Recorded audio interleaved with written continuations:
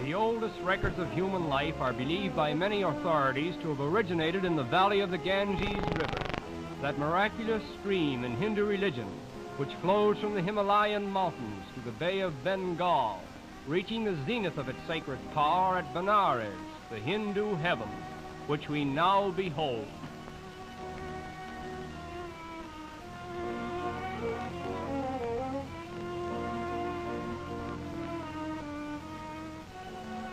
Perhaps in the whole world there is no stranger manifestation of human faith in the supernatural than that which is witnessed here on the banks of the sacred Ganges. If we could see beyond these ancient leaning towers, far into the mystic depths of India, we would behold countless Hindu pilgrims, Maharajas, holy men, beggars, thieves, the living, the dying, and the dead, riding, walking, or being carried to this Hindu heaven, where a sight of the holy spires of Benares and a prayer in the waters of the miraculous Ganges are all that are said to be necessary to the believing Hindu for the absolution of his sins. The first definite historical event known about Benares is that the ancient Aryans, from whom the white race is believed to have descended, worshipped here about 1400 years before Christ. Their religion was a simple adoration of the beneficent powers of nature, in which they worshipped the sky and the earth and the sun. They had no idols, and the nature they so worshipped provided their only temples. Out of this simple religion of the Aryans has come the present-day sun worship which is practiced by the Hindus at Benares. With the waters of the Ganges in their hands, they salute the sun, reciting the oldest prayer known to man. Let us meditate on the glory of the divine life-giving sun. May he enlighten our minds.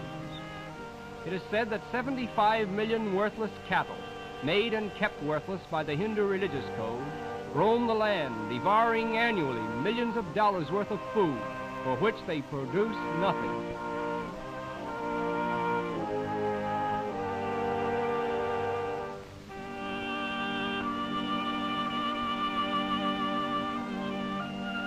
To attain the desired end, these rites must be performed with absolute concentration. A wrong word, a mispronunciation, or false intonation will spoil the efficacy of the whole and bring misfortune to the performer, hence the intense earnestness and absorption with which they pray. "Who is my neighbor?" asked the Hindu, and his religion replies, "The man of your own caste." Oddly enough, the origin of the Indian caste system is attributed to the Aryan progenitors of the white race, who first introduced it to preserve themselves from the encroachments of other races. Foremost among the castes of India is that of the Brahmins.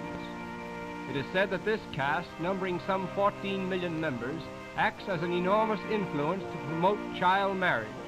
The male Brahmin may marry whenever and as often as he likes, neither age nor condition of mind, body, or estate in any way impairing the privilege, but the girl should be married before puberty.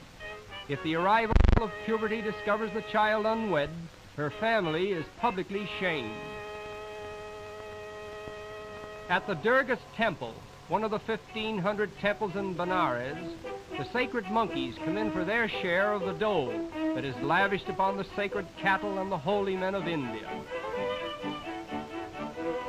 Although these monkeys have no religious connection with the temple, they have been breeding here for centuries, so that the place has come to be known as the Monkey Temple.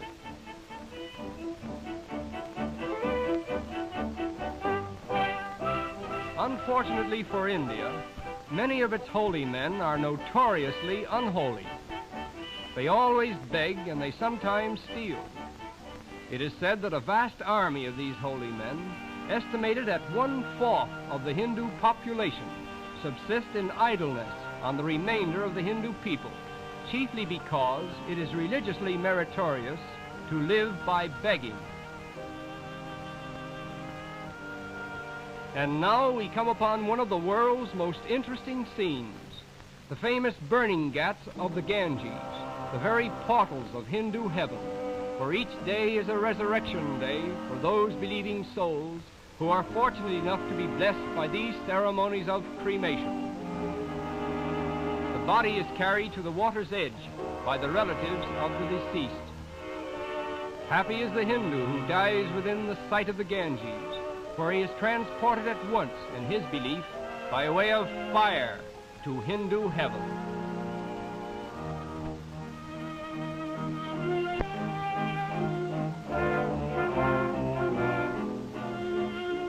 While a low-caste Hindu prepares the funeral pyre, the body is removed from the stretcher and immersed in the soul-purifying water.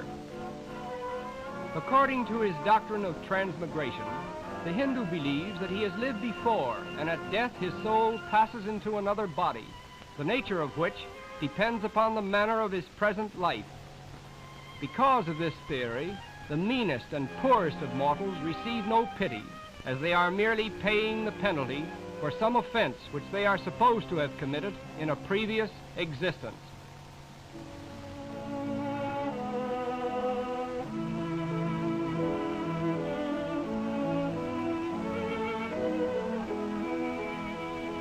Life is common and death is common in India, for when one believes that he has many lives to live and many lives to die, one life and one death do not count for much. Cremation, the sacred rite of all Hindus, is a custom which goes back through the centuries to the earliest records of the Aryan race. Originally, primitive man made no effort to bury or destroy the remains of the dead. The bodies were usually left where they died, but as time went on, they were either covered by vegetation or thrown into rivers. The ancient Aryans are credited with having adopted the system of cremation, which they practiced here thousands of years ago, very much the same as it is practiced today.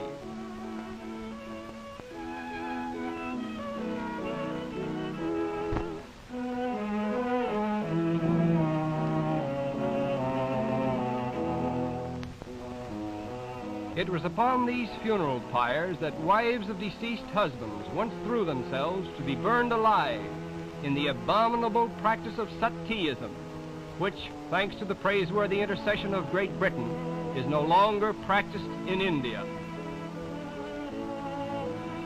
Through cremation on the banks of the Ganges, all Hindus hope that their souls will quickly escape from their bodies and become one with their divine source, as the river becomes one with the ocean. And finally, the Hindus believe that the best of all and the end of all is a dreamless, eternal sleep. In a few hours, all that was mortal is burned to ashes, and thus another human soul has finished the painful cycle of transmigration on earth and is about to re-enter in union with the Absolute. And so we have witnessed a passing chapter from life and death on the banks of the sacred Ganges, where the forefathers of the white race once worshipped the rising sun and cremated their dead, even as it is done today by another race, a race which believes that human bodies must be mortified in order that human souls might be glorified. And it is here that we say farewell to Benares, the Hindu heaven.